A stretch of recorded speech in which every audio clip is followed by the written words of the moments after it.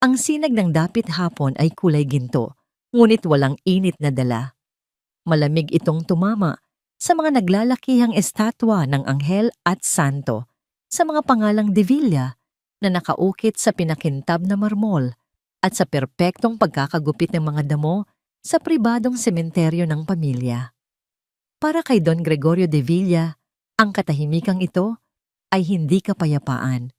Ito ay bigat. Ang bigat ng isang pangalan na kailangan niyang protektahan, isang legasya na kailangan niyang ipagpatuloy, at isang kabiguan na kailangan niyang itago. Tumigil ang isang makinang na itim na Mercedes sa harap ng malaking tarangkahan. Bumaba si Don Gregorio, tuwid na tuwid ang likod sa kabila ng kanyang 70 taon. Ang suot niyang itim na suit ay tila baluti ang kanyang muka, ay isang maskara ng bakal na walang mababakas na emosyon. Sumunod sa kanya ang kanyang tapat na assistant si Arturo na may hawak na isang itim na portfolyo. Nakahanda na ba ang lahat? Arturo tanong ni Don Gregorio. Ang boses ay kasing lamig ng hangin. Hindi siya tumingin sa sementeryo. Ang tingin niya ay nakapako sa isang partikular na lugar sa di kalayuan kung saan isang maliit na backhoe at 3 trabahador ang naghihintay. Opo, Don Gregorio. Hinihintay na lang po nila ang hudyat ninyo, magalang na sagot ni Arturo. Tumango si Don Gregorio at nagsimulang maglakad. Bawat hakbang niya ay may bigat, may awtoridad.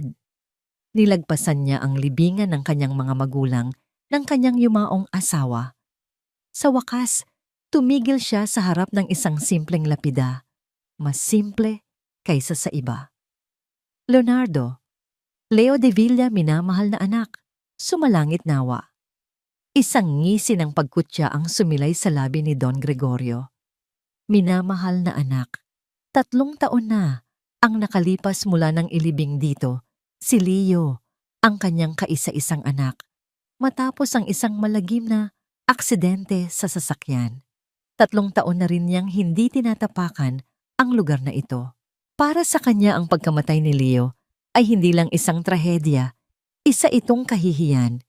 Isang anak na mas pinili, ang isang babaeng walang pangalan, kaysa sa pamilya, isang anak na nagdulot ng iskandalo kahit sa kanyang kamatayan. Ngayon narito siya para itama ang pagkakamaling iyon, hindi dahil sa pagmamahal, kundi dahil sa dangal. Ililipat niya ang mga labi ni Leo sa bagong gawang mausoleo ng pamilya, isang mas marangya at mas karapat-dapat na huling hantungan para sa isang de Villa. Isang paraan upang burahin ang mantsa sa kanilang pangalan. Simula na utos niya, hindi man lang tinitingnan ang lapida. Nagbigay ng senya si Arturo sa mga trabahador. Umandar ang makina ng backhoe, ang ugong nito ay umasak sa sagradong katahimikan ng sementeryo. Dahan-dahang gumalaw ang malaking pala nito, handa ng hukayin ang lupa. Ngunit bago pa man ito tumama sa damuhan, isang maliit na sigaw ang pumunit sa hangin. Huwag na palingon si Don Gregorio. Mula sa likod ng isang malaking puno ng akasya, 2 maliliit na bata ang patakbong lumabas. Ang kanilang mga damit ay luma at punit-punit ang kanilang mga muka ay may bahid ng dumi at ang kanilang mga paa ay walang sapin. Isang babae, marahil mga 7 taong gulang, at isang lalaki na mas bata ng 1 taon. Tumakbo sila ng buong bilis at humarang sa harap ng backhoe. Napahinto ang operator, gulat na gulat. Huwag ninyong galawin ang puntod ng papa namin, sigaw ng batang babae. Ang boses ay nanginginig, ngunit puno ng tapang. Ikinubli niya sa kanyang likuran ang kapatid. Ang batang lalaki naman ay humahagulgol. Lumuhod ito at mahigpit na niyakap ang malamig na lapida na para bang buhay niya ang nakasalalay dito. Papa. Wag po. Papa. Napatanga si Don Gregorio. Nanigas siya sa kanyang kinatatayuan. Papa namin. Anong pinagsasabi ng mga batang lansangang ito? Paanong nakapasok ang mga pulubing ito sa pribadong sementeryo ng mga de Villa? Paalisin ninyo, sila mariing utos niya kay Arturo Ang pagkainis ay nagsisimulang pumalit sa kanyang pagkagulat. Lalapit na sana si Arturo nang muling sumigaw ang batang babae, ang mga matay nanlilisik sa galit. Huwag kayong lalapit, umalis kayo. Puntod ito ng papa namin. Ang kanyang mga salita ay parang mga punyal na tumusok sa dibdib ni Don Gregorio. Ngunit hindi ang mga salita ang nagpatigil sa kanya. Ito ay ang mga mata ng batang lalaki. Sa gitna ng pag-iyak, itinaas ng bata ang kanyang mukha. Ang mga mata nito, basang-basa ng luha, ay tumitig ng diretso kay Don Gregorio. At sa isang iglap, huminto ang mundo ng matandang Don. Ang mga matang iyon, kilalang kilala niya ang mga matang iyon. Ang hugis, ang kulay, ang kislap ng pagiging matigas ang ulo kahit sa gitna ng takot. Ganoong-ganoon ang mga mata ni Leo noong bata pa ito, noong ipinaglalaban nito ang isang tuta na ayaw niyang ipaalaga. Ganoong-ganoon ang mga mata ni Leo noong huli silang nag-usap bago nito talikuran ang lahat para sa babaeng yon. Imposible bulong ng isip ni Don Gregorio. Nawala ng laman ang kanyang utak. Ang mga sinabi ng manugang niyang si Catherine pagkatapos ng libing ay biglang bumalik mga pahiwatig tungkol sa ibang babae ni Leo, mga akusasyong hindi niya pinansin dahil sa galit. Maari kayang, Don Gregorio, nag-aalalang tanong ni Arturo, napansin ang biglang pamumutla ng kanyang amo. Hindi siya pinansin ni Don Gregorio. Ang kanyang buong atensyon ay nasa dalawang bata. Ang batang babae na matapang na nakatayo at ang batang lalaki na nakayakap sa puntod ng kanyang anak. Ang kanyang mga apo, ang salita, ay tila banyaga sa kanyang isipan, isang konsepto na kailanman ay hindi niya inisip na posible. Hindi mula sa ganitong paraan, hindi sa ganitong kalagayan. Naramdaman niya ang panginginig ng kanyang mga kamay. Ang maskara ng bakal sa kanyang muka ay nagsimulang magkabitak-bitak. Ang pagkasuklam, ang galit, ang pagkalito, lahat ay naghalo-halo sa loob niya. Sa isang mabilis at biglaang desisyon na hindi niya maintindihan, itinaas niya ang kanyang kamay. Ang boses niya ay halos hindi lumabas, garalgal at mahina. Itigil, itigil ang lahat. Ang ugong ng backhoe ay namatay. Ang mga trabahador ay nagkatinginan litong-lito. Tumingin si Arturo sa kanyang amo, naghihintay ng paliwanag. Ngunit si Don Gregorio ay nakatitig pa rin sa mga bata, na ngayon ay parehong nakatingin sa kanya. Ang isa ay may paghamon, ang isa ay may takot. Ang kanyang puso, na matagal nang naging bato, ay biglang nakaramdam ng isang matalim na kirot. Dahan-dahan siyang lumingon kay Arturo, ang kanyang mga mata ay nag-aapoy sa isang bagong damdamin, isang desperadong pangangailangan na malaman ang katotohanan. Alamin mo kung sino sila, utos niya. Ang boses ay mahina, ngunit puno ng bakal na awtoridad. Alamin mo kung saan sila nakatira, kung sino ang mga magulang nila. Alamin mo ang lahat. Huminga siya ng malalim, ang kanyang tingin ay bumalik sa mga bata na tila mga ligaw na hayop na nagpoprotekta sa kanilang teritoryo. Ngayon din, ang biyahe pabalik sa mansyon ng mga De Villa ay nababalot ng matinding katahimikan. Hindi tulad ng dati, hindi ito ang katahimikan ng kapangyarihan at kontrol na laging dala ni Don Gregorio. Ito ay katahimikan ng kaguluhan. Ang mga imahe ng dalawang bata, ang kanilang maruruming mukha, punit-punit na damit, at higit sa lahat ang mga mata ng batang lalaki ay paulit-ulit na naglalaro sa kanyang isipan, parang isang sirang plaka na hindi mapatigil. Nagawa mo na ba ang ipinag-uutos ko? Arturo, tanong ni Don Gregorio, nang hindi inaalis ang tingin sa bintana. Pinagmamasdan ang mabilis na pagdaan ng mga gusali at karaniwang tao na tila bahagi ng ibang mundo. Opo, Don. Kausap ko na po ang aking mga kontak. Mabilis lang po nilang natunton ang mga bata. Sagot ni Arturo, ang boses ay maingat. Ang pangalan daw po ng babae ay Mia, 7 taong gulang. Ang lalaki ay si Enzo Anim. Kasalukuyan po silang nakatira sa Bahay Pag-asa, isang maliit na ampunan sa Tondo. Ampunan. Ang salita ay tumama kay Don Gregorio na parang malakas na sampal. Kung sila nga ay mga Divilla, mga apo niya, bakit sila nasa isang ampunan? Nasaan ang kanilang ina? Ang babaeng ipinagpalit ni Leo sa lahat. At si Catherine, ang kanyang manugang, alam ba niya ito? Ang mga tanong ay bumuhos sa kanyang isipan. Bawat isa ay mas masakit kaysa sa nauna. Pumunta tayo doon, utos niya. Ang boses ay biglang naging matigas. Ngayon na. Ang Bahay Pag-asa ay malayong malayo sa mundo ni Don Gregorio. Ang dating asul na pintura ng gusali ay bakbak na, ang mga rehas ng bintana ay may kalawang at ang maliit na bakuran sa harap ay purong lupa na pinaglalaruan ng ilang payat na bata. Huminto ang Mercedes sa harap nito at lahat ng mga mata ay napunta sa kanila, isang makinang na itim na sasakyan sa gitna ng karalitaan.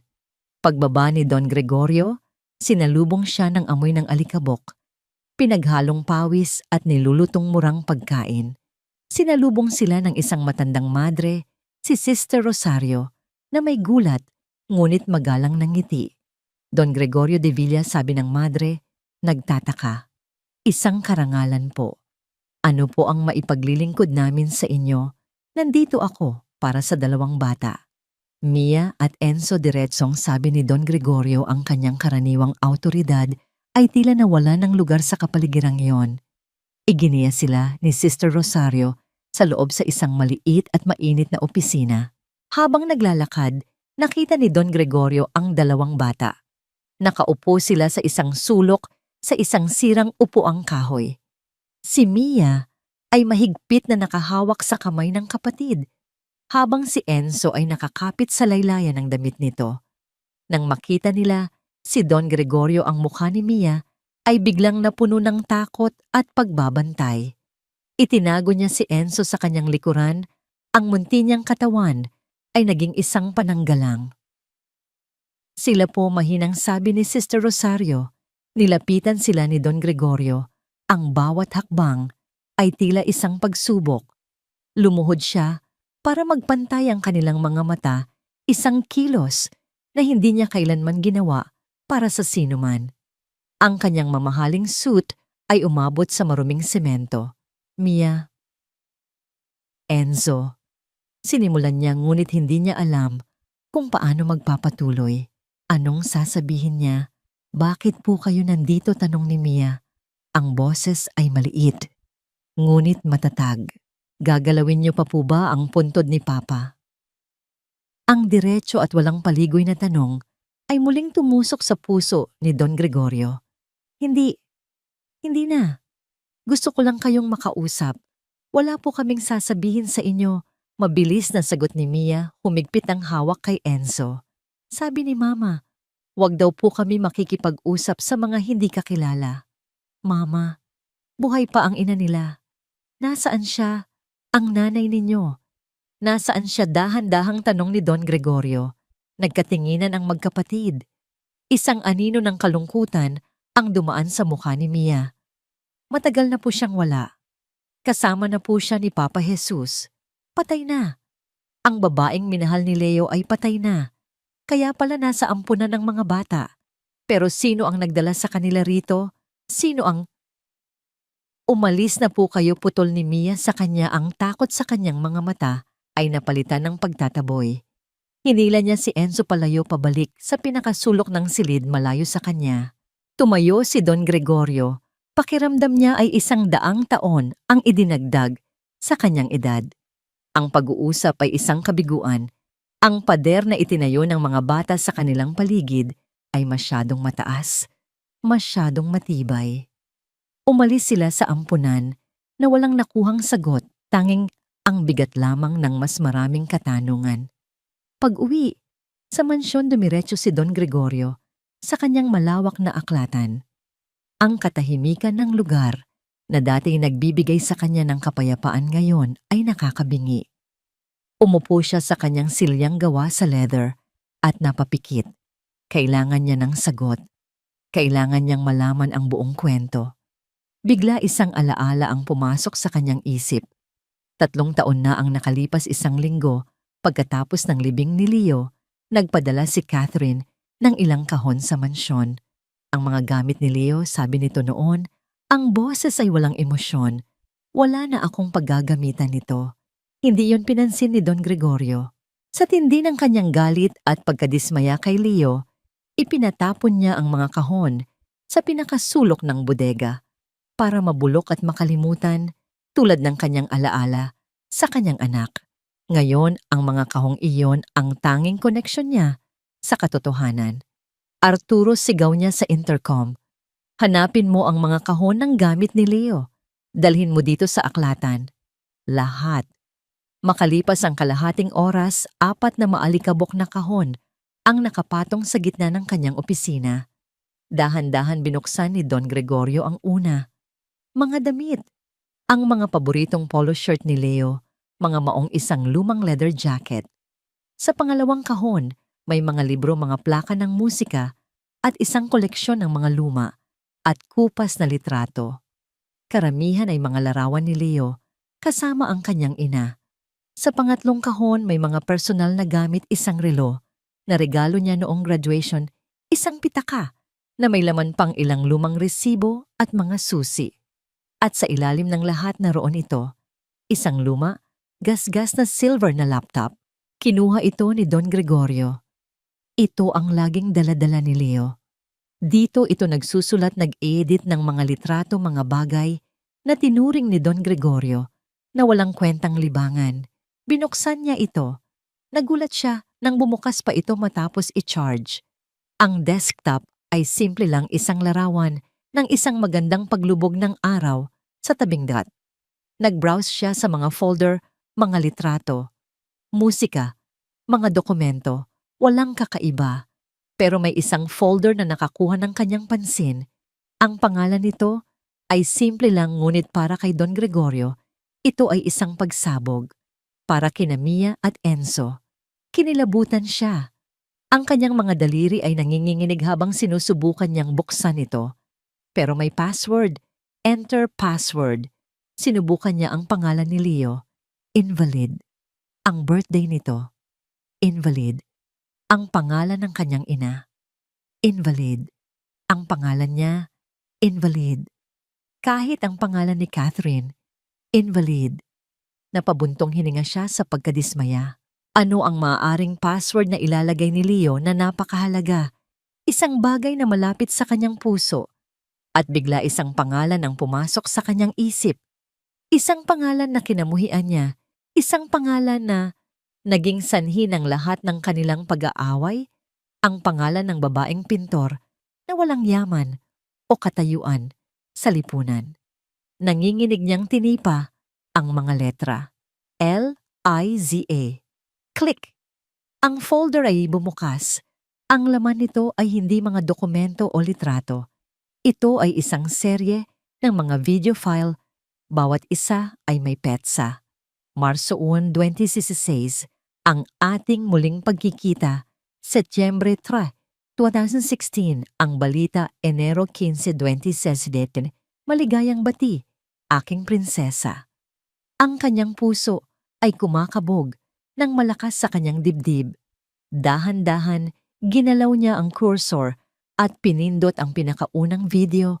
Ang screen ay naging itim sa 1 segundo. At pagkatapos, lumitaw ang mukha ni Leo. Mas bata, mas masaya ang mga mata, ay nagniningning. Ngumiti ito sa kamera, isang ngiti na matagal nang hindi nakikita ni Don Gregorio. Itay sabi ni Leo, ang boses ay malinaw na parang naroon lang ito sa silid. Kung pinapanood niyo po ito, ibig sabihin, nabigo ako. Nabigo akong sabihin sa inyo ang lahat ng personal. Huminga ito nang malalim ang namangiti ay napalitan ng lungkot. Pero kailangan niyong malaman. Kailangan niyong malaman ang lahat mula sa simula. Nakatitig lang si Don Gregorio sa screen, ang kanyang hininga ay tila naipit sa kanyang lalamunan. Ang katotohanan na matagal na niyang ibinaon at kinalimutan ay malapit ng mabunyag. At alam niya sa kaibuturan ng kanyang puso na kung anuman ang mapapanood niya ay babago sa lahat.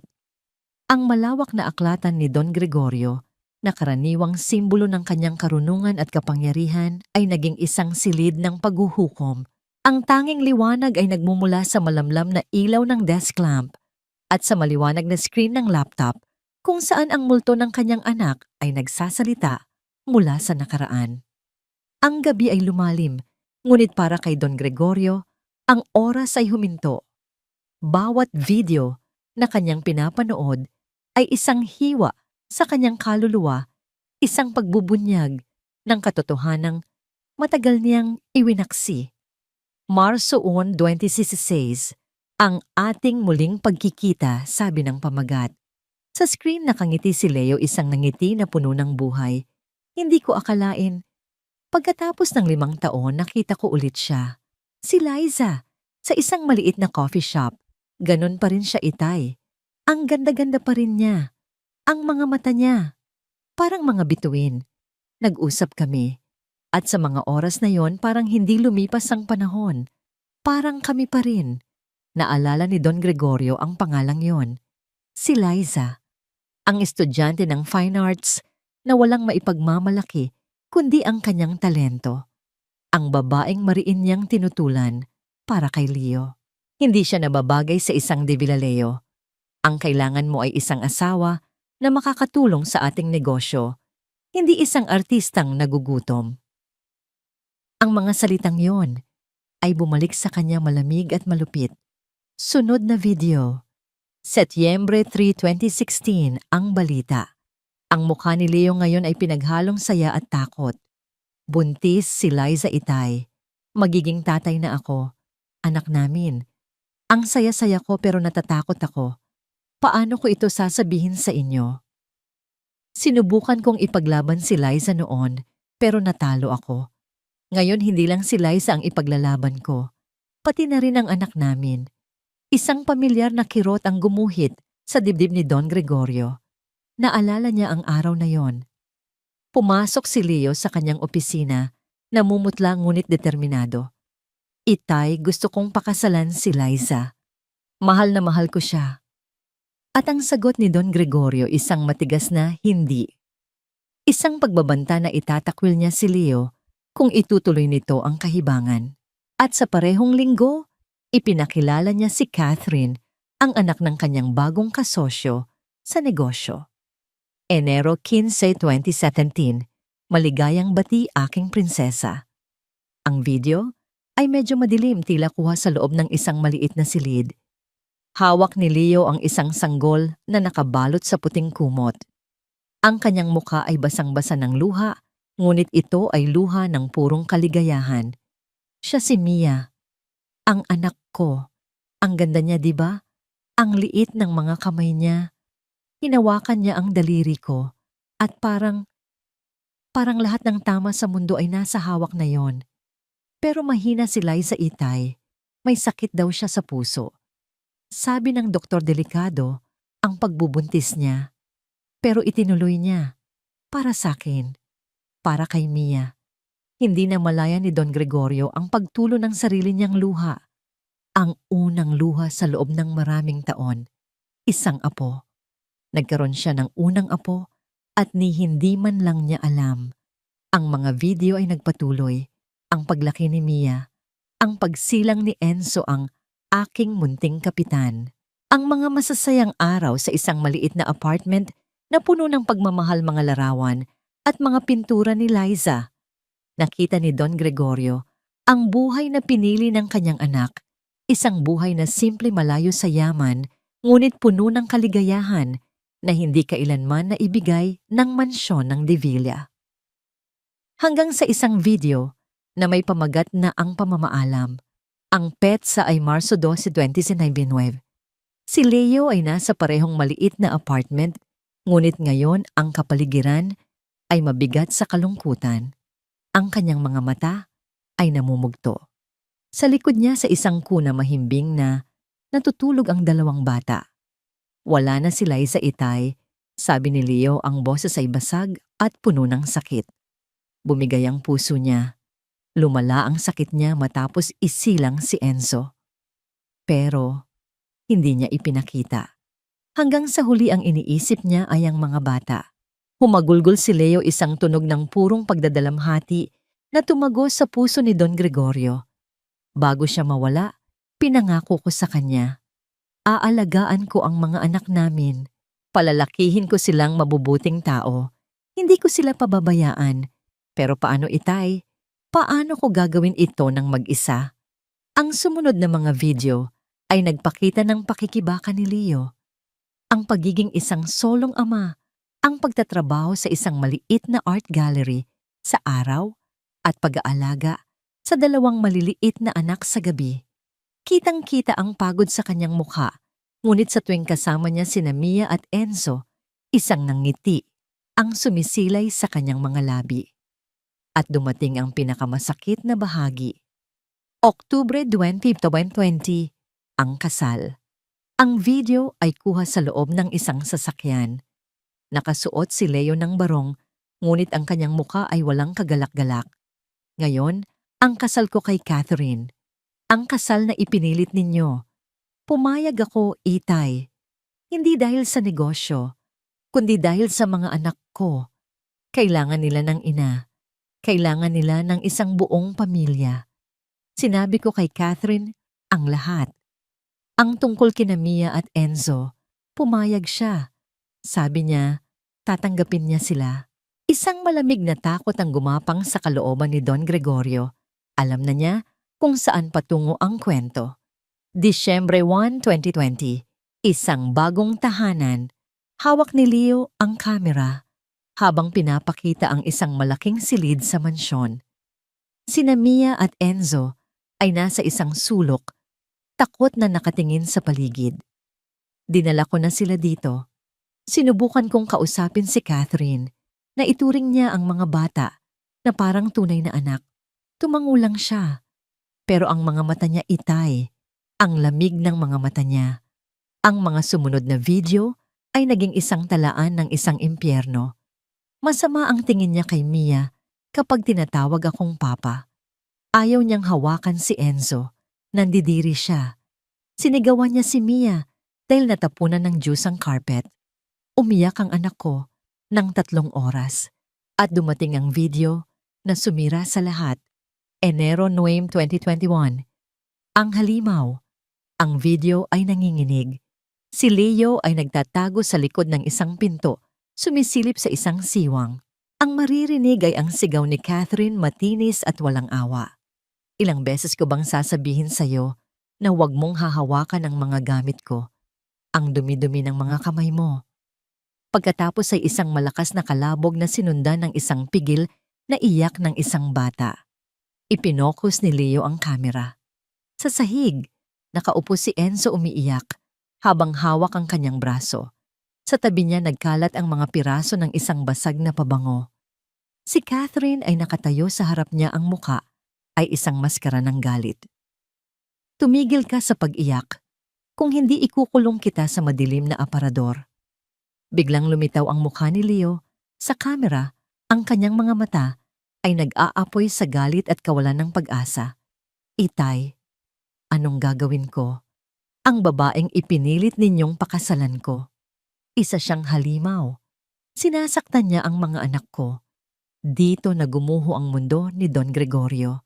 Ang lahat ng kanyang pagmamataas, ang kanyang mga prinsipyo, ang kanyang pangalan, lahat ay naging abo. Siya ang may gawa nito. Ang kanyang pagiging makasarili ang naglagay sa kanyang mga apo sa kapahamakan. Ngunit meron pa, ang video na may petsang Oktubre 5, 2021. Ang boses ni Leo ay desperado. Hindi ko na kaya. Nakipag-usap ako kay Catherine. Sinabi ko na itigil na niya ang pananakit sa mga bata. At alam niyo kung anong sinabi niya, Itay? Tumawa siya. Sinabi niya, sila ang problema. Leo, hindi ako. Kung hindi lang dahil sa kanila, sana masaya tayo. At ang pinakahuli, ang video na may petsa na isang araw bago ang aksidente. Oktubre 18, 2021, ang huling pangako. Si Leo ay nakaupo sa kanyang desk, ang parehong desk kung saan nakapatong ngayon ang laptop. Ang kanyang mukha ay pagod, ngunit may bakal na determinasyon. Tapos na. Hindi ko nahahayaang masaktan pa ang mga anak ko. Hihingi ako ng diborsyo. Bukas kakausapin ko si Itay. Sasabihin ko sa kanya ang lahat, mula sa simula. Ipapakilala ko ng formal sina Mia at Enzo bilang mga apo niya. Panahon na para itama ang lahat, para matupad ang huling pangako ko kay Liza. Tumingin siya ng diretso sa kamera na para bang kinakausap niya mismo si Don Gregorio. Itay, patawarin niyo sana ako. Pero ang pagmamahal ay hindi kasalanan. Doon nagtapos ang video. Kinabukasan papunta si Leo sa opisina para kausapin siya. Kinabukasan namatay si Leo. Ang katahimikan sa aklatan ay mas mabigat pa kaysa sa isang puntod. Dahan-dahan itinaas ni Don Gregorio ang kanyang kamay para abutin ang isang baso ng brandy na nasa kanyang mesa. Ngunit ang kanyang mga daliri na nanginginig nang hindi niya mapigilan ay sumagi sa baso. Crash! Ang tunog ng nabasag na kristal ay umalingaw-ngaw sa silid. Ang maitim na alak ay kumalat sa mamahaling kahoy ng mesa, parang dugo. Hindi yun pinansin ni Don Gregorio. Hindi niya naramdaman ang sakit ng isang matulis na piraso ng bubog ang humiwa sa kanyang palad. Ang tanging naramdaman niya ay ang bigat. Ang bigat ng kasalanan na dumagan sa kanyang mga balikat. Gumuho siya. Ang matigas na Don ang bakal na patriarka ay gumuho. Isinubsob niya ang kanyang mukha sa kanyang mga kamay. Ang isa'y sugatan at duguan at humagulgol. Isang iyak na nagmula sa kaibuturan ng isang sirang kaluluwa. Isang iyak na puno ng pagsisisi para sa isang anak na hindi niya inunawa, para sa isang pag-ibig na kanyang hinusgahan at para sa mga apong hindi niya man lang alam na umiiral. Leo, anak ko, patawarin mo ako. Paulit-ulit niyang bulong sa gitna ng kanyang mga hikbi. Patawarin mo ako. Sa gabing iyon sa loob ng aklatan, na puno ng mga aklat ng karunungan, natutunan ni Don Gregorio de Villa ang pinakamasakit na leksyon. At sa gitna ng kanyang pagkasira, isang bagong apoy ang nagsimulang mag-alab, isang apoy ng galit para sa babaeng nanakit sa kanyang mga apo at isang nag-uumapaw na determinasyon na itama ang lahat ng kanyang pagkakamali. Kinabukasan, ibang Don Gregorio ang nagising. Ang maskara ng pagmamataas at autoridad ay napalitan ng isang mukha na may bakas ng kalungkutan, ngunit may bagong liwanag ng determinasyon sa kanyang mga mata. Ang pagdadalamhati ng magdamag ay hindi nagpahina sa kanya. Bagkus ito ay nagbigay sa kanya ng isang malinaw na layunin. Isang layuning matagal na niyang kinalimutan, ang maging isang ama. At ngayon, isang lolo. Hindi na niya ipinag-utos kay Arturo na ihanda ang Mercedes. Sa halip ipinakuha niya ang isang simpleng SUV at pinapuno ang likuran nito ng mga paper bag mula sa pinakamalaking toy store at pinakasikat na panaderya sa lungsod. Hindi siya sigurado kung ano ang gusto ng mga bata, kaya binili niya ang lahat ng sa tingin niya ay magpapasaya sa kanila. Pagdating nila sa bahay Pag-asa, ang eksena ay pareho pa rin maalikabok, maingay at puno ng buhay sa kabila ng karalitaan. Ngunit ngayon, iba na ang tingin ni Don Gregorio. Hindi na ito isang lugar ng kahirapan, kundi isang lugar na naging kanlungan ng kanyang mga apo sa loob ng 3 taon na siya'y walang kamalay-malay. Isang utang na loob na hindi niya kailanman mababayaran. Naabutan nila sina Mia at Enzo sa bakuran, nakaupo sa ilalim ng isang puno ng mangga, malayo sa ibang mga bata. Nagbubulong-bulungan sila, seryoso ang mga mukha na para bang pasan nila ang bigat ng buong mundo. Nang makita nila ang pagdating ni Don Gregorio, tumayo agad si Mia, ang katawan ay muling naging pananggalang para sa kapatid. Ngunit bago pa siya makapagsalita, inilapag ni Don Gregorio ang mga daladala sa isang lumang bangko. Para sa inyo, mahinang sabi niya, ang boses ay malayo sa dating nanunumbat na tono, mga laruan. at tinapay. Nag-aalangan na tumingin si Enzo sa mga paper bag. Nakasilip ang isang maliwanag na pulang kotse-kotsehan at ang kahon ng isang manika.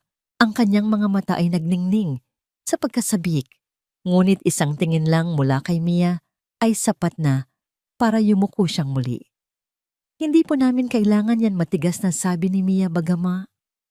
Ang kanyang mga mata ay hindi maalis sa isang malaking chocolate cake na nakasilip mula sa isa sa mga kahon. Alam ko malumanay na sagot ni Don Gregorio, pero gusto kong ibigay sa inyo. Isang boses ng babae ang pumutol sa kanilang pag-uusap. Isang boses na matigas at puno ng paghamon. At sa tingin ninyo mabibili ng mga laruan at tinapay ang 3 taon ng pagpapabaya na palingon si Don Gregorio.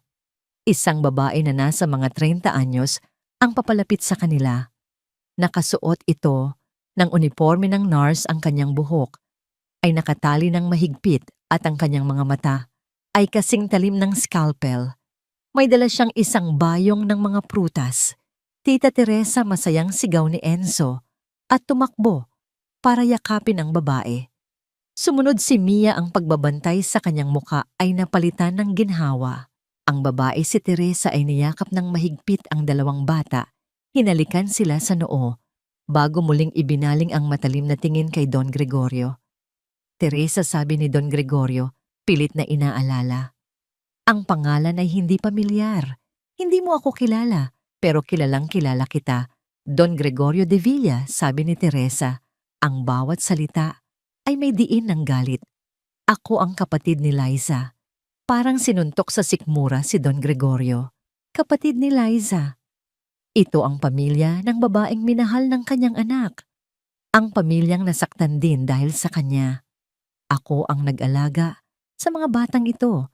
Nang mamatay ang kapatid ko, pagpapatuloy ni Teresa, ang boses ay nanginginig sa pinipigilang emosyon.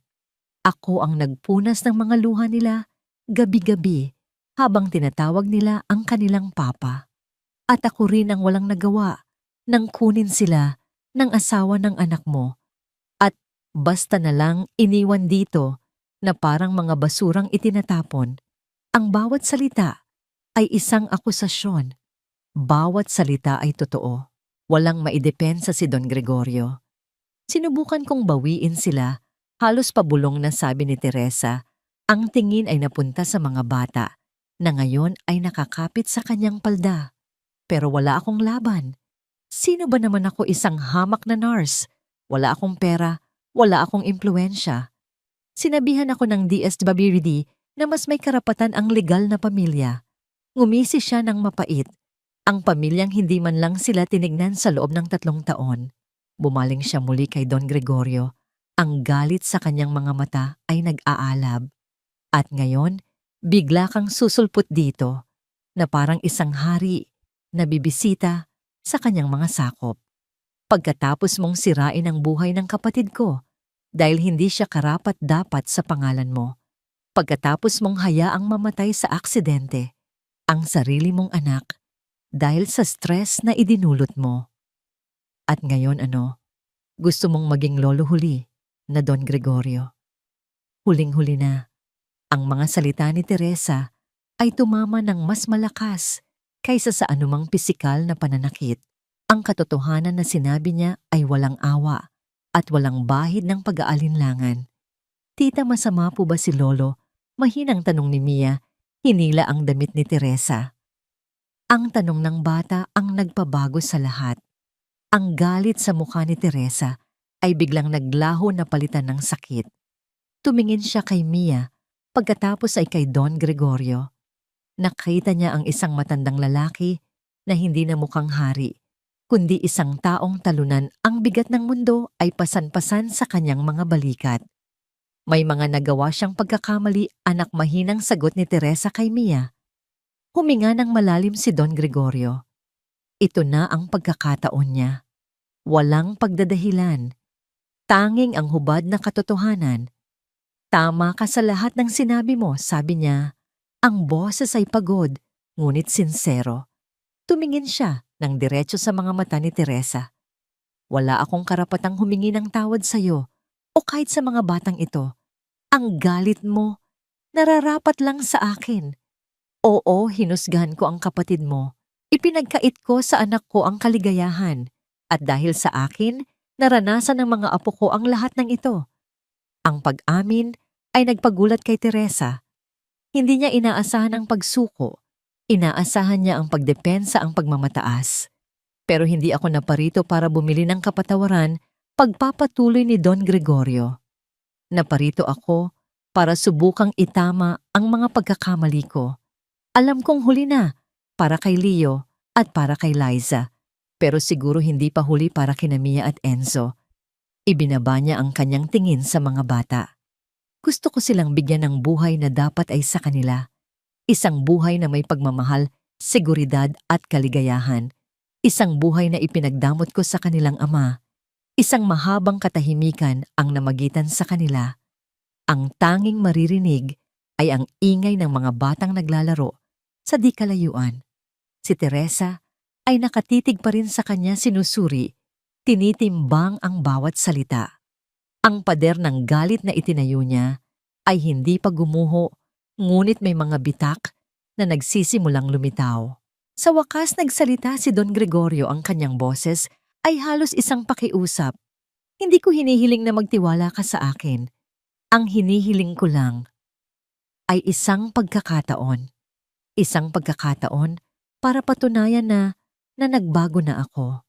Hayaan mo akong ipakita sa mga apo ko na may isang taong nagmamahal sa kanila. Muli katahimikan.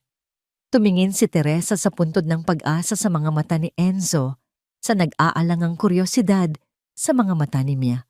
Dahan-dahan bumuntong hininga si Teresa, isang hininga ng pagod at pag-aalinlangan. Hindi pa rin siya kumbinsido pero nakita niya ang sakit sa mga mata ng matanda. Isang sakit na pamilyar sa kanya. Ang mga salita ay madali lang sabihin, Don Gregorio, sabi niya sa wakas, ang boses ay hindi na kasing tigas ng dati. Patunayan mo sa gawa. Hindi ito isang pagtanggap, ngunit hindi na rin ito isang pagtataboy. Para kay Don Gregorio, sapat na yon. Isang maliit na siwang sa pader. Isang simula. Tumango siya, isang tahimik na pangako ang mababakas sa kanyang mukha. Isang pangako na sa pagkakataong ito, gagawin niya ang tama. Ang sumunod na mga araw ay naging isang bagong ritual para kay Don Gregorio. Araw-araw pagkatapos ng mahahalagang pulong sa umaga, ang kanyang SUV ay humaharurot patungo sa tondo. Dala-dala niya hindi lang mga laruan o pagkain, kundi ang kanyang oras at atensyon. Uupo siya sa isang lumang bangko sa maalikabok na bakuran habang sina Mia at Enzo, na may pag-aalinlangan sa simula, ay dahan-dahang lumalapit. Sinimulan niya sa pamamagitan ng pagkukwento. Mga kwento tungkol sa isang batang lalaki na mahilig umakyat ng puno at manghuli ng tutubi, mga kwento tungkol sa kabataan ni Leo. Sa bawat kwento nakikita niya ang kislap sa mga mata ng mga bata. Ito ang kanilang ama, isang amang kilala lang nila sa iilang taon na muling binubuhay sa mga salita ng kanilang lolo. Sa kabilang banda, sinimulan na rin ni Arturo ang legal na proseso. Ang pinakamahuhusay na abogado ng De Villa Corporation ay inatasan na ihanda ang lahat ng papeles para sa kustodya. Naging abala sila sa pagkalap ng mga dokumento, ang birth certificate ng mga bata, na pirmado ni Leo, ang death certificate ni Liza at mga testimonya mula sa ampunan. Para kay Don Gregorio, bawat pirma sa dokumento ay isang hakbang palapit sa pagtubos. Isang hapon, habang pauwi mula sa ampunan, isang balita ang sumalubong sa kanya. Don Gregorio, sabi ng hepe ng seguridad sa gate. Ang boses ay nag-aalangan. Si Ma'am Catherine po, nandito. Huminto ang pagtibok ng puso ni Don Gregorio. Catherine, ang pangalan ay parang lason sa kanyang dila. 3 taon na niyang hindi nakikita ang babae mula noong araw na ibinalik nito ang mga gamit ni Leo.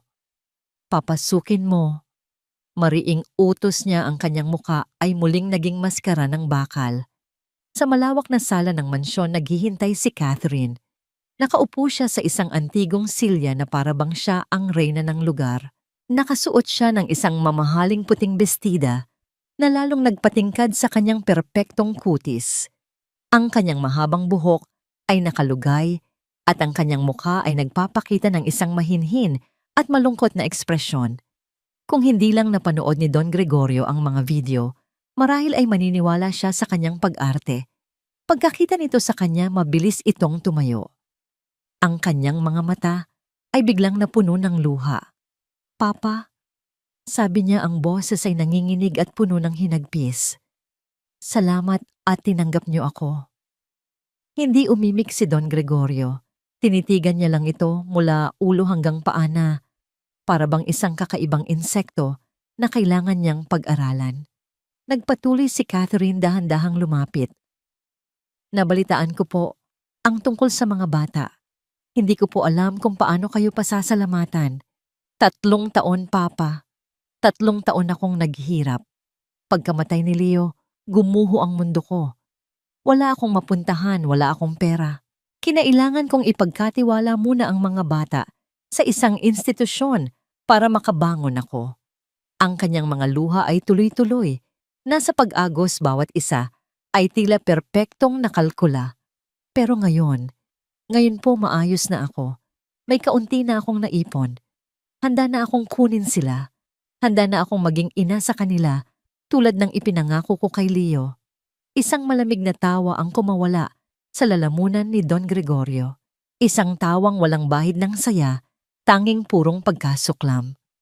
Inaulit niya ang boses, ay mababa at mapanganib. Ang isang ina ay hindi iniiwan ng kanyang mga anak sa isang ampunan sa loob ng 3 taon nang walang isang tawag, isang sulat o kahit isang pagbisita. Natigilan si Catherine. Ang kanyang pag-iyak ay biglang huminto. Ang kalungkutan sa kanyang muka ay napalitan ng pagkagulat. Ang isang ina, pagpapatuloy ni Don Gregorio, bawat salita ay parang latigo, ay hindi sinasaktan ang mga batang dapat niyang protektahan. Ang isang ina ay hindi ikinukulong ang isang 6 na taong gulang na bata sa isang madilim na aparador dahil lang sa natapon nitong gatas. Ang kulay sa mukha ni Catherine ay biglang nawala. Para siyang multong nakakita ng sarili nitong kamatayan. "Ano? Anong pinagsasabi ninyo?" Nauutal niyang sabi. "Alam ko na ang lahat, Catherine," sabi ni Don Gregorio. Dahan-dahang lumapit sa kanya, ang kanyang presensya ay tila pumupuno sa buong silid. "Alam ko na ang ginawa mong pagpapahirap sa mga apo ko. Nakita ko, narinig ko, mula mismo kay Leo." Ang pagtataka ni Catherine ay napalitan ng purong takot. Ang laptop? "Oo, ang laptop," kinumpirma ni Don Gregorio. "Ang lahat ng kasinungalingan mo, ang lahat ng kabuktutan mo, nakatala lahat doon." Sa sandaling iyon, ang lahat ng pagkukunwari ni Catherine ay naglaho. Ang maamong tupa ay naging isang ahas na biglang sinukol. Ang kanyang mga mata, na kanina'y puno ng pekeng luha, ngayon ay nag-aapoy sa galit at pagkamuhi. "Maliit na bagay," sabi niya, ang boses ay matinis at puno ng lason. "Isang maliit na pagdidisiplina lang iyon sa mga batang hindi naman sa akin. Mga bastardo na dala-dala ng asawa kong walang kwenta. Huwag mong pagsalitaan ng ganyan ng anak ko at ang mga apo ko sa pamamahay na ito." Sigaw ni Don Gregorio, ang kanyang boses ay dumagundong sa buong sala. Ngumisi si Catherine, isang ngisi na puno ng panunuya. "Bakit? Ngayon ninyo lang sila itinuring na pamilya. Noong kailangan nila kayo, nasaan kayo?" Oo nga pala. Itinatakwil ninyo sila kasama ng ama nilang mas pinili ang isang hamak na pintor kaysa sa yaman ng mga Devilla. "Umalis ka na," sabi ni Don Gregorio. Ang kanyang panga ay nag-igting. "Hindi ako aalis." Matapang na sagot ni Catherine. "Sa mata ng batas ako pa rin ang legal na asawa ng anak ninyo. Ako ang stepmother ng mga batang iyon. May karapatan ako sa kanila at may karapatan ako sa mana ni Leo. Wala kang makukuha. Talaga ba? Hamon ni Catherine, umaakbang siya palapit ang kanyang muka ay ilang pulgada na lang ang layo mula kay Don Gregorio. Sa tingin ninyo, sino ang paniniwalaan ng korte? Ang isang matandang nagpabaya sa sariling anak at mga apo o ang isang biyudang naghahanap ng pangalawang pagkakataon para buuin ang kanyang pamilya? Kayang-kaya kong bilhin ang simpatya ng lahat, Don Gregorio. Isang bagay na hindi kayang gawin ng pera ninyo. Isa kang halimaw. Nanggigigil na sabi ni Don Gregorio. Ang mga salitang yon ang tila nagtulak kay Catherine sa kanyang hangganan. Sa isang mabilis at galit na kilos, kinuha niya ang isang baso ng tubig sa mesang nasa tabi niya. At ikaw ang lumikha sa halimaw na ito. Sigaw niya at ibinuhos ang malamig na tubig diretso sa mukha ni Don Gregorio. Splash! Ang tubig ay tumulo mula sa buhok at mukha ng matanda. Bumabasa sa kwelyo ng kanyang mamahaling damit. Siya ay nanigas hindi dahil sa lamig ng tubig, kundi dahil sa sukdulang kawalang hiyaan ng babae. Si Arturo na kanina pa tahimik na nakatayo sa isang sulok ay mabilis na kumilos para awatin si Catherine. Pero si Catherine ay hindi pa tapos. Tinitigan niya si Don Gregorio na may ngisi ng tagumpay sa kanyang mga labi. Pagsisisihan ninyo na kinalaban ninyo ako, matandang hukluban. Banta niya ang boses ay mahina, ngunit puno ng kamandag. Kung gusto ninyo ng giyera ibibigay ko sa inyo, kukunin ko ang mga batang yon at sisirain ko kayo sa proseso. Tumalikod siya at naglakad palabas ng mansyon ng kanyang puting bestida. Ay tila isang balat kayo.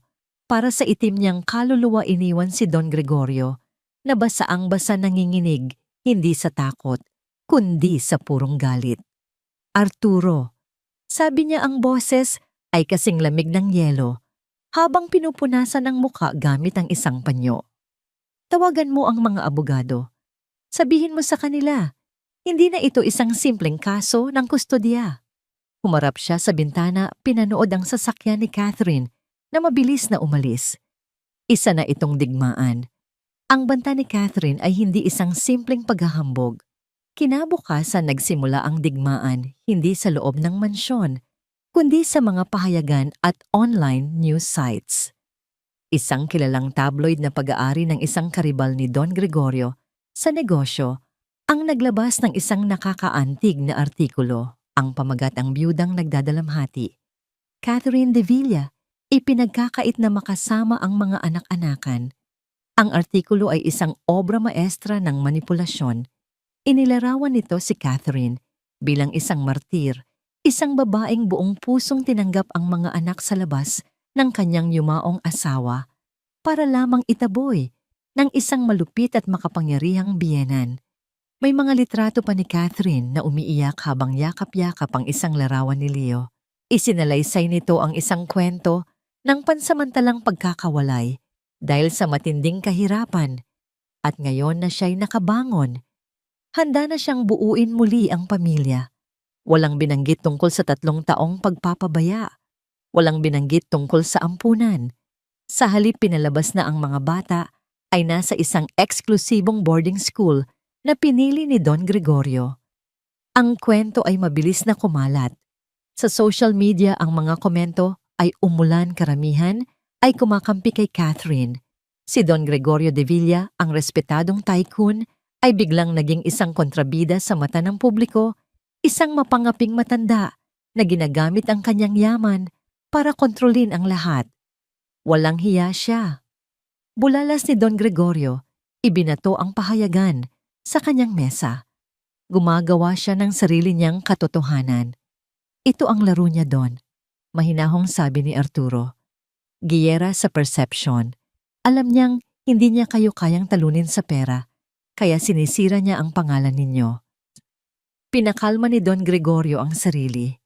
Ang galit ay hindi makakatulong. Kailangan niyang maging mas matalino. Hayaan mo sila, sabi niya sa wakas. Ang korte ang magpapasya, hindi ang tsismis. Ituon natin ang lahat sa legal na laban. Habang ang kanyang mga abogado ay abala sa paghahanda para sa korte, si Don Gregorio naman ay itinuon ang kanyang enerhiya sa tanging bagay na mahalaga, ang kanyang mga apo. Alam niyang ang ingay sa labas ay maaaring umabot sa kanila, kaya dinoble niya ang kanyang pagsisikap na bigyan sila ng normal at masayang karanasan. Ang kanilang mga pagbisita ay hindi na lang sa loob ng ampunan. Sinimulan niya silang isama sa labas. Dinala niya sila sa isang malaking parke, isang lugar na hindi pa nararating ng dalawang bata. Sa unang pagkakataon, nakita niyang tumakbo si Enzo nang walang takot. Ang kanyang halakhak ay umalingaw-ngaw sa hangin habang hinahabol ang mga kalapati. Si Mia naman, bagamat nag-aalangan pa rin, ay hindi napigilang ngumiti habang tinutulak siya ng kanyang lolo sa duyan. Isang hapon dinala niya sila sa Manila Ocean Park. Namangha ang mga bata sa naglalakihang isda at makukulay na korales. Si Enzo ay nakadikit ang mukha sa salamin ng aquarium habang si Mia ay sunod-sunod ang tanong tungkol sa bawat nilalang na kanyang nakikita. Lolo Greg, bakit po may ilaw ang isdang yon? Lolo Greg, totoo po bang natutulog ang mga pating? At sa bawat tanong matiyaga siyang sumasagot. Sa mga sandaling iyon, hindi siya si Don Gregorio de Villa ang tycoon. Siya lang si Lolo Greg, isang matandang lalaki na muling natututunan ang saya sa pamamagitan ng mga mata ng kanyang mga apo. Dahan-dahan ang pader sa pagitan nila ay gumuho. Si Mia ay nagsimulang kusang humawak sa kanyang kamay. Si Enzo ay natutulog na sa kanyang balikat sa biyahe pauwi. Naging tulay din ang mga pagkakataong ito para mas mapalapit siya kay Teresa. Isang Sabado, inimbitahan niya itong sumama sa kanila sa isang picnic. Nagdala si Teresa ng paboritong adobo ni Mia at Enzo. Habang ang mga bata ay naglalaro, nagkaroon sila ng pagkakataong mag-usap ng masinsinan. Pinapanood ko ang mga balita. Simula ni Teresa hindi tumitingin sa kanya. Ang galing niyang magsinungaling. Lahat ng yon ay kasinungalingan. Sagot ni Don Gregorio. Tumingin si Teresa sa kanya. Alam ko, nakita ko kung paano niya tratuhin ang mga pamangkin ko noon, parang mga basura. Huminga siya ng malalim. Pero natatakot ako para sa kanila, Don Gregorio. Si Catherine, mapanganib siya. Gagawin niya ang lahat para makuha ang gusto niya. Hindi ko siya hahayaang manalo. Matatag na sabi ni Don Gregorio. Ipinapangako ko sa'yo. Ibinigay niya ang kanyang telepono kay Teresa. Naisip ko baka gusto mong makita. Nag-aalangang kinuha ni Teresa ang telepono. Isang video ang naglalaro, isa sa mga huling video ni Leo, kung saan buong pagmamahal siyang nagkukwento tungkol sa isang painting na ginawa ni Liza para sa kanya. Sabi niya ito raw ang kaluluwa ko. Sabi ni Leo sa video habang nakatingin sa isang abstract na obra. Magulo, pero puno ng kulay. Tumulo ang luha sa mga mata ni Teresa. Ito ang kanyang kapatid, ang kanyang Leo, na muling nabuhay sa isang screen. Ibinalik niya ang telepono kay Don Gregorio. Salamat! Sabi niya, ang boses ay garalgal. Sa sandaling iyon naintindihan niya. Ang laban ni Don Gregorio ay hindi lang para sa kanyang sarili, kundi para na rin sa alaala ni Leo at Liza. Ang pader sa pagitan nila ay tuluyan ng gumuho, ngunit ang giyera sa papel ay lalong umiinit. Isang hapon, isang tawag mula sa kanyang punong abogado ang sumira sa katahimikan ng kanyang opisina. Don Gregorio, may problema tayo. Sabi ng abogado, ang boses ay seryoso. Nagsumite ang kampo ni Catherine ng isang psychological report mula sa isang kilalang child psychologist. Anong sinasabi sa report? Tanong ni Don Gregorio, nararamdaman ang paglamig ng kanyang dugo. Nag-atubili ang abogado. Sinasabi sa report na ang mga bata ay dumaranas ng matinding trauma mula sa biglaang pagkamatay ng kanilang ama. At ayon sa psychologist, ang pagkakalapit nila sa inyo bilang isang dominant paternal figure ay maaaring magdulot ng psychological distress at makasama sa kanilang emotional recovery. Ano kasinungalingan? Ang masama pa doon, pagpapatuloy ng abogado. Ang report ay nagre-rekomenda na ang mga bata ay manatili sa pangangalaga ng kanilang maternal figure, si Catherine, para sa isang mas nurturing na kapaligiran. Mukhang kinakagat ng korte ang ebalwasyong ito. Dehado tayo ngayon. Ibinalibag ni Don Gregorio ang telepono sa lalagyan nito. Isang peking report, isang binayarang psychologist. Ginamit ni Catherine ang sistema laban sa kanya. Ginamit niya ang agham para baluktutin ang katotohanan. Habang nakatayo siya, gulong-gulo ang isip, pumasok si Arturo sa opisina. May hawak na isang manipis na folder. "Don, pasensya na po sa abala," sabi ni Arturo. "Pero may nakita po akong kakaiba habang sinusuri ko ulit ang mga lumang dokumento para lang masigurong wala tayong makaligtaan." "Ano yan?" Walang ganang tanong ni Don Gregorio. "Ito po ang orihinal na police report ng aksidente ni Sir Leo," sabi ni Arturo, inilapag ang folder sa mesa. "Nabasa ko na po ito dati, pero ngayon ko lang napansin ang isang maliit na detalye." Binuksan ni Don Gregorio ang folder.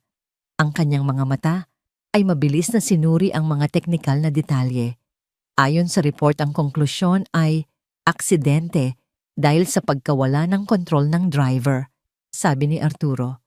Pero dito po sa paunang investigasyon ng unang responding police, itinuro ni Arturo ang isang maliit, halos hindi mabasa na sulat kamay na tala sa gilid ng isang pahina. Initial finding, suspected brake failure. Recommend further technical inspection. May paunang hinala na may problema sa preno. Bulong ni Don Gregorio, ang kanyang mga mata ay nanlalaki. Pero bakit ang naging pinal na konklusyon ay driver error?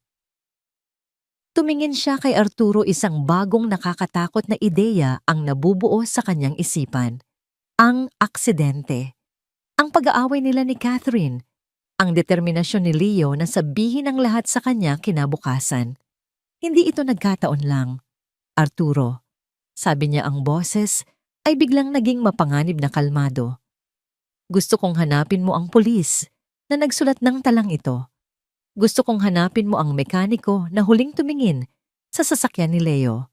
Gusto kong malaman kung sino ang nagpatigil sa technical inspection. Imbestigahan mo ang lahat."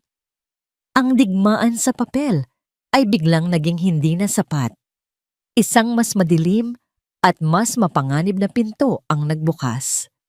Ang pagkatuklas sa lumang police report ay parang isang kidlat na gumising sa natutulog na hinala ni Don Gregorio.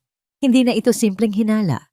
Ito ay isang nag-aapoy na posibilidad na bumago sa buong pananaw niya sa trahedya. Ang pagkamatay ni Leo ay maaaring hindi isang aksidente. Maaaring isa itong pagpatay. Ang sumunod na mga araw, habang si Arturo at ang kanyang mga investigador ay tahimik na kumikilos sa mga anino. Hinahanap ang retiradong pulis, sinusuri ang mga lumang records ng kasa. Si Don Gregorio naman ay bumalik sa tanging lugar na makapagbibigay sa kanya ng mas malinaw na sagot, ang laptop ni Leo. Gabi-gabi, pagkatapos matiyak na ang mansyon, ay tahimik na binubuksan niya ang laptop sa kanyang aklatan. Pinanood niyang muli ang lahat ng mga video, bawat isa ng paulit-ulit. Hinahanap niya ang mga maliliit na detalye na maaring nakaligtaan niya. Isang salita, isang tingin, isang bagay sa likuran na maaaring magbigay ng pahiwatig. Para siyang isang arkeologo na naghuhukay sa mga guho ng nakaraan ng kanyang anak, naghahanap ng katotohanan. Sa kanyang muling panonood, mas naging malinaw sa kanya ang lalim ng desperasyon ni Leo sa mga huling linggo nito.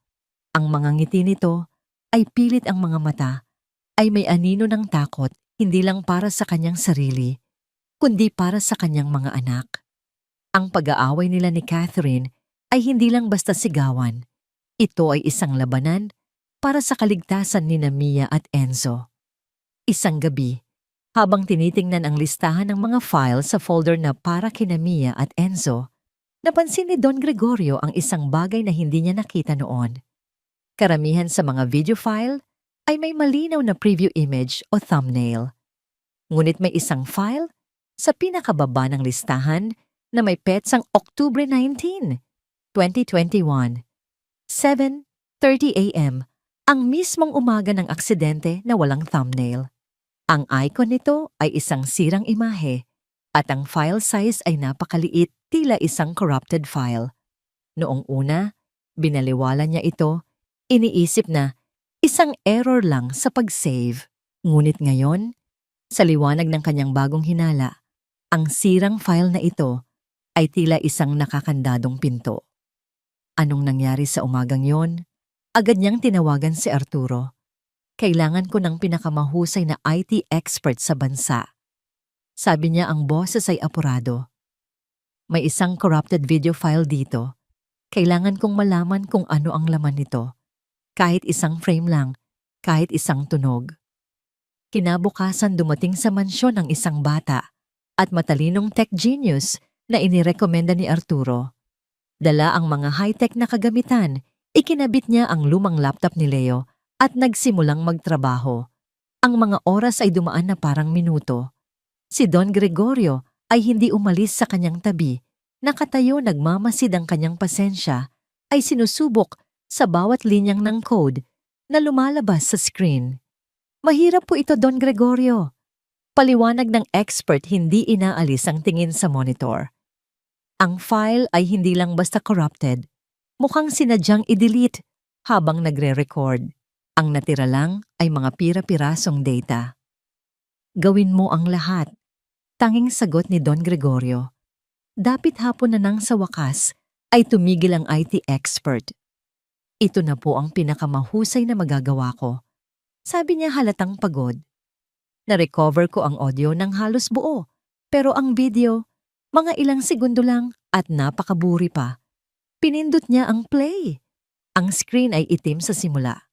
Ang tanging maririnig ay ang boses ni Leo nanginginig sa galit. Hindi ko na kaya, Catherine. Hindi na ito tama. Kukunin ko ang mga anak ko at aalis kami dito. Isang malabong imahe ang lumitaw sa screen. Mukhang kuha ito mula sa dashboard ng kotse ni Leo, nakatutok sa daan. Ang audio ay nagpatuloy mas malinaw ngayon.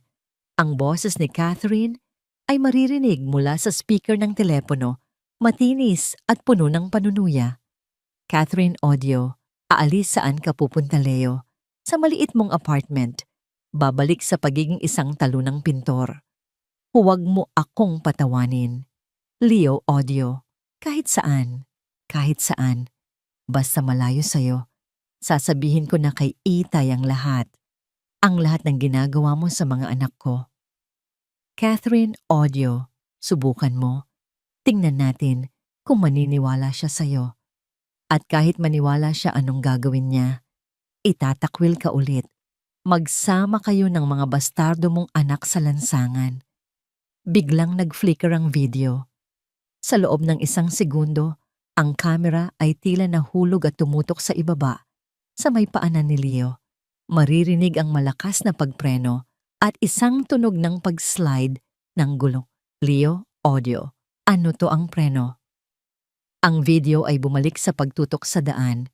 Mabilis ang takbo ng sasakyan at maririnig ang sunod-sunod na pag-apak ni Leo sa preno, ngunit walang nangyayari. Catherine audio, isang malamig at nakakakilabot na tawa. Nagustuhan mo ba ang sorpresa ko, mahal? Isang maliit na regalo para hindi ka na makarating sa opisina ng Itay mo. Ang huling imahe sa video ay ang mukha ni Leo na nakita sa rearview mirror. Ang kanyang mga mata ay nanlalaki sa takot at pagkaunawa. At ang kanyang huling sigaw, isang sigaw na puno ng galit at desperasyon, bago ang isang nakakabinging tunog ng pagbangga at nabasag na salamin. Leo audio, Catherine, anong ginawa mo sa preno ng kotse ko? Crash. Ang video ay biglang naputol. Katahimikan. Ang katahimikan sa aklatan ay mas mabigat pa kaysa kamatayan. Si Don Gregorio ay nakatayo na parang isang estatwang bato.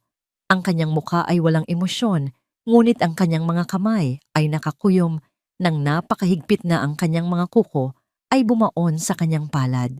Hindi ito kapabayaan. Hindi ito pananakit. Ito ay pagpatay. Isang planadong pagpatay. Dahan-dahan kinuha niya ang kanyang telepono. Ang kanyang mga daliri ay hindi na nanginginig. Ang mga ito ay matatag puno ng isang malamig at nakamamatay na layunin. Hinanap niya ang numero ni Teresa. Nang sumagot ito, ang boses ni Don Gregorio ay kalmado ngunit sa ilalim ng kalamigan na iyon ay isang nagngangalit na bulkan. Teresa, no? Sabi niya, may hihilingin ako sa'yo. Isang bagay na napakahalaga. Ano po iyon, Don Gregorio? Tanong ni Teresa, nararamdaman ang bigat sa boses ng matanda. Sa araw ng pagdinig sa korte, sabi ni Don Gregorio, kailangan kong tumestigo ka. Sabihin mo sa korte ang lahat ng alam mo, ang lahat ng nakita mo. Kung paano sinaktan at pinabayaan ni Catherine ang mga apo ko. Kailangan ko ang tulong mo. Isang mahabang katahimikan ang sumunod sa kabilang linya. Alam ni Don Gregorio na malaki ang kanyang hinihiling. Ang pagharap kay Catherine sa korte ay mapanganib. Sa wakas, nagsalita si Teresa, ang kanyang boses ay hindi na nag-aalinlangan. Ito ay puno ng determinasyon. Gagawin ko po, sabi niya. Hindi para sa inyo, kundi para kay Liza at para sa mga batang yon. Sisingilin natin siya sa lahat ng kasalanan niya. Ang araw ng pagdinig sa korte ay dumating na may kasamang mabigat at kulay abong kalangitan na tila nakikiramay sa tensyon na bumabalot sa pamilya de Villa. Para kay Don Gregorio ang gabing iyon ay walang tulog. Paulit-ulit na umalingaw-ngaw sa kanyang isipan ang huling sigaw ni Leo mula sa video, isang sigaw na humihingi ng hustisya. Ngunit alam niya na ang video ang kanyang alas ay kailangang ilabas sa tamang pagkakataon. Sa ngayon, ang laban ay nakasalalay sa mga salita, sa mga testimonya at higit sa lahat sa katatagan ng dalawang maliliit na bata. Maaga pa lang, nasa ampunan na siya. Naabutan niyang bihis na sina Mia at Enzo, nakasuot ng simpleng puting damit na inihanda ni Teresa. Ang kanilang mga mukha ay seryoso at bahagyang natatakot. Lumuhod si Don Gregorio sa kanilang harapan, hinawakan ang kanilang maliliit na kamay. Ang mga kamay ni Mia ay malamig, habang si Enzo naman ay mahigpit ang kapit sa laylayan ng kanyang damit. Natatandaan niyo ba ang pinag-usapan natin? Malumanay niyang tanong. Ang kailangan niyo lang gawin ay sabihin ang totoo. Kung ano ang nararamdaman ninyo, walang dapat ikatakot. Nasa tabi niyo lang si Lolo. Hindi kita iiwan. Tumango si Mia, ang kanyang mga mata ay nakatutok sa sahig. Si Enzo naman ay sumiksik sa kanyang tagiliran. Hinaplos ni Don Gregorio ang kanilang mga buhok. Ang bigat ng kanyang puso ay halos hindi niya makayanan. Itong dalawang inosenteng bata na dapat ay naglalaro lang ay kailangang humarap sa isang laban na hindi para sa kanila. Ang family court ay isang malaki at nakakatakot na lugar para sa mga bata. Ang matataas na kisame at ang mga taong nakasuot ng pormal na damit ay nagdagdag sa kanilang kaba. Iginaya sila ng abogado ni Don Gregorio sa isang maliit na silid kung saan sila maghihintay. Sa kabilang dulo ng pasilyo, nakita nila si Catherine, nakasuot ng itim na bestida. Ang mukha ay isang perpektong maskara ng pagdadalamhati, napapaligiran ng kanyang mga abogado at ng ilang miyembro ng media. Nang magtama ang kanilang mga mata, isang malamig na ngisi ang sumilay sa labi ni Catherine bago ito muling nagpanggap na malungkot. Naramdaman ni Don Gregorio ang panginginig ni Mia. Mabilis niyang niyakap ang mga bata para harangan ang tanawin. Huwag niyo siyang tingnan, bulong niya. Nagsimula ang pagdinig na unang ipinatawag ng hukom ang mga social worker At ang psychologist na binayaran ni Catherine, paulit-ulit nilang sinabi ang mga salitang nasa Peking Report trauma, dominant paternal figure, nurturing maternal environment. Ang bawat salita ay parang lason na dahan-dahang pumapatay sa pag-asa ni Don Gregorio. Pagkatapos tinawag ng hukom, isang babaeng may malumanay, ngunit seryosong mukha ang susunod na saksi. Ang korte ay ipinatatawag si Mia de Villa. Huminga ng malalim si Mia. Tumingin siya kay Don Gregorio, ang kanyang mga mata ay puno ng takot. Ngumiti ang matanda at marahang tumango isang tahimik na mensahe ng suporta. Dahan-dahang tumayo si Mia at sa tulong ng isang court aide, lumakad patungo sa witness stand. Ang kanyang maliliit na paa ay tila nawawala sa kalakihan ng silid. Umupo siya sa isang silyang masyadong malaki para sa kanya. Ang hukom ay ngumiti sa kanya. "Kumusta ka, Mia?" malumanay na tanong ng hukom. "Huwag kang matakot ha. Gusto ko lang marinig ang kwento mo." Tumango si Mia, ang kanyang boses ay halos hindi marinig. "Opo. Mia, sino ang gusto mong makasama?" Walang pag-aalinlangan lumingon si Mia kay Don Gregorio. "Si Lolo Greg po." Narinig ang bulungan sa loob ng korte. Ang abogado ni Catherine ay mabilis na tumayo. "Objection, Your Honor. The witness is being led overruled," mariing sabi ng hukom. "Hayaan nating magsalita ang bata." Humarap siyang muli kay Mia. "Bakit mo gustong sumama sa Lolo Greg mo, Mia?" Huminga ng malalim si Mia na para bang nag-iipon ng lakas. "Kasi po, mahal niya kami. Lagi po siyang pumupunta sa amin. Kinukwentuhan niya po kami tungkol kay Papa. Dinadala niya po kami sa parke." "At si Tita Catherine mo?" tanong ng hukom. "Ayaw mo ba siyang makasama?" Sa pagbanggit ng pangalan ni Catherine, isang anino ng takot ang dumaan sa mukha ni Mia. Yumuko siya, ang kanyang mga daliri ay pinaglalaruan ang laylayan ng kanyang damit. "Mia," ayaw po halos pabulong niyang sagot. Bakit anak nag-angat ng tingin si Mia at sa kanyang mga mata, makikita ang isang alaala ng sakit na hindi nababagay sa isang bata. "Kasi po, lagi siyang galit.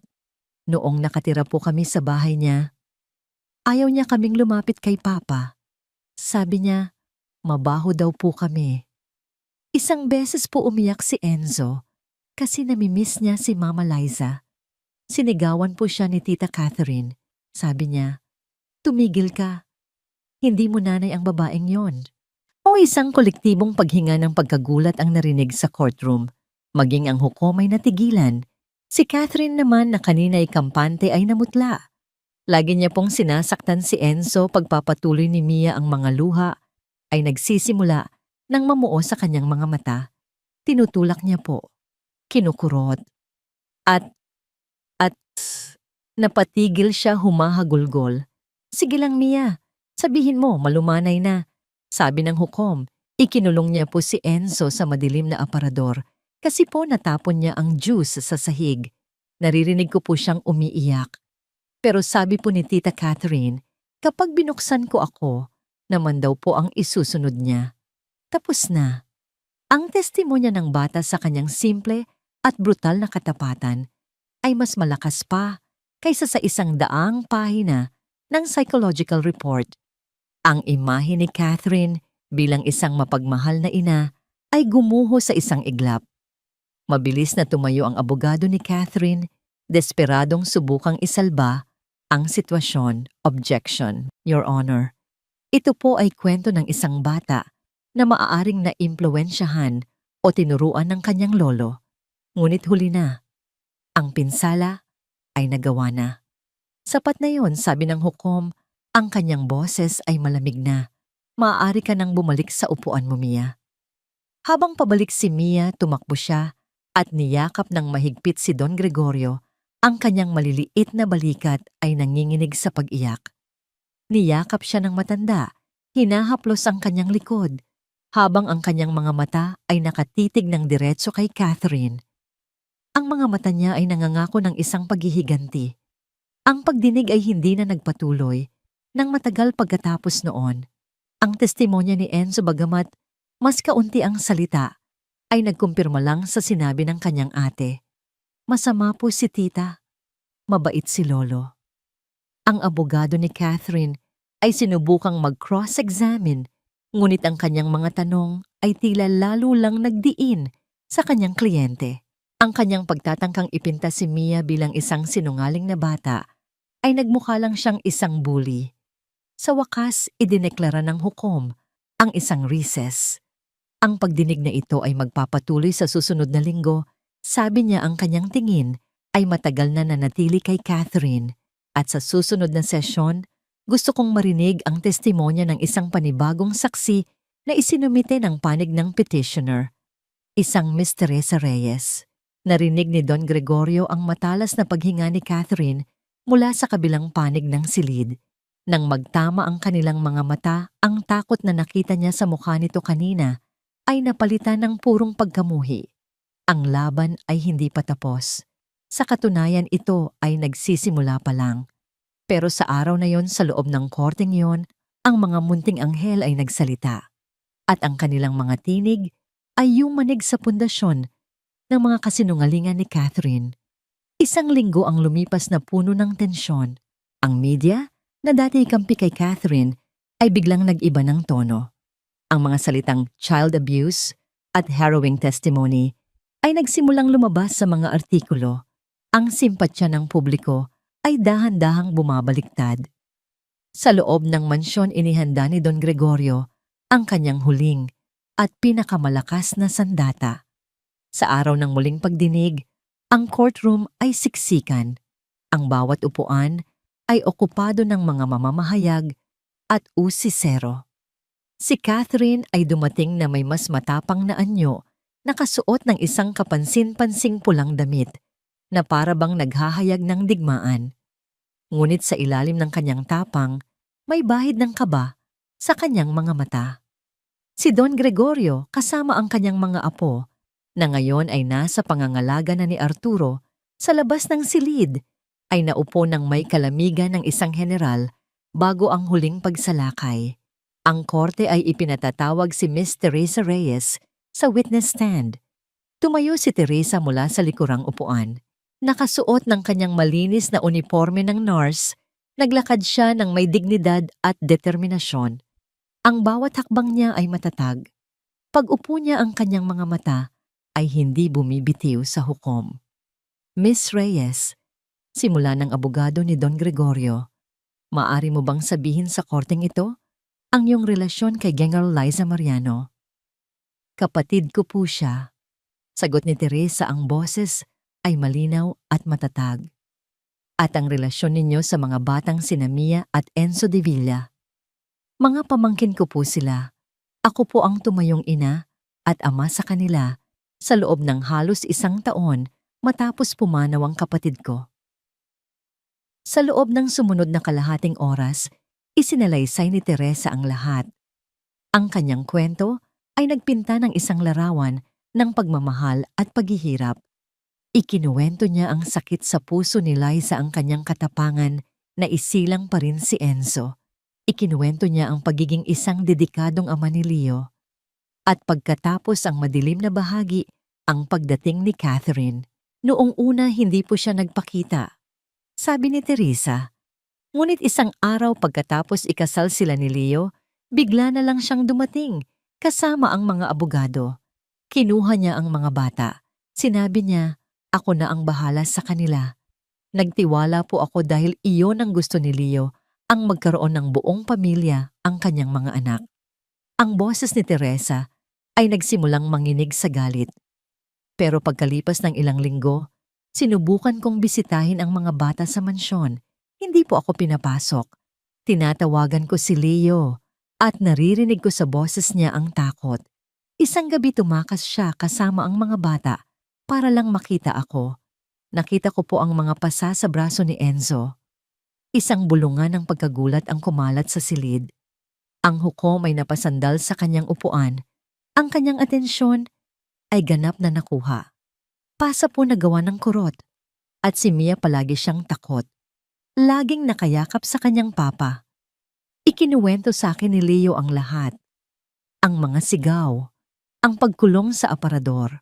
Nagmakaawa po ako sa kanya na umalis na sila doon, pero natatakot siya sa maaaring gawin ni Don Gregorio noon at sa kung paano gagamitin ni Catherine ang pera at impluensya laban sa kanya.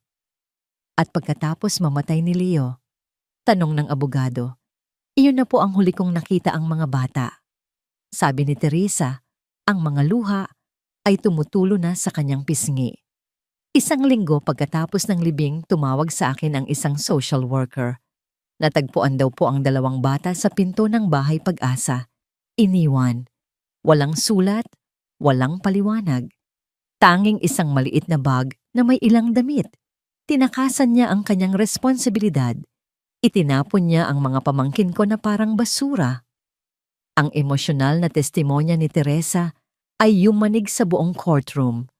Kahit ang abogado ni Catherine ay walang mahanap na butas sa kanyang kwento. Pagkatapos ng kanyang testimonya, tumayo ang abogado ni Don Gregorio.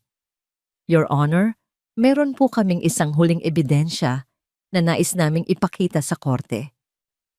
Isang malaking screen ang ibinaba mula sa kisame. Isang technician ang naghanda ng laptop.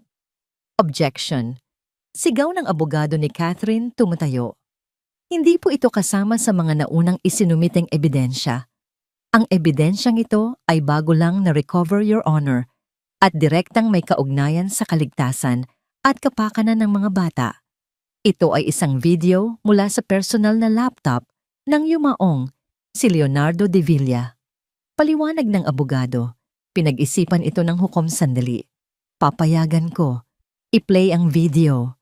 Ang mukha ni Catherine ay namutla. Ang kanyang mga mata ay nanlalaki nakatitig sa screen na para bang ito ang kanyang bitayan. Ang video ay nagsimula. Ang malabong imahe mula sa dashboard, ang galit na boses ni Leo, ang mapanuyang boses ni Catherine sa telepono. Ang bawat salita ay umalingaw-ngaw sa tahimik na silid.